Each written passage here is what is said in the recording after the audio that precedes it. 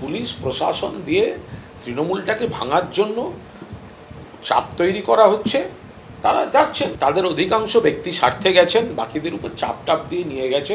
তৃণমূলের সম্পর্কে যত কম বলা যায় ততই ভালো।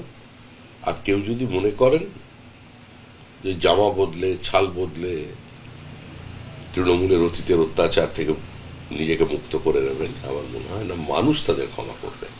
এখানে বিজেপি কোনো বিষয় নয়, পশ্চিমবঙ্গের রাজ্যবাসী হচ্ছে শেষ কথা, মানুষই শেষ কথা বলে মনে হয়। তৃণমূল কংগ্রেসের হাল হচ্ছে সেই নৌকোর মতো, যে নৌকো মাঝ নদীতে আছে, ঝড় উঠেছে প্রচণ্ড, পাল ছিঁড়ে গেছে, দাঁড় ভেঙে গেছে, নৌকোতে ফুটো হয়ে গেছে, তো স্বাভাবিকভাবে নৌকো ডুববেই।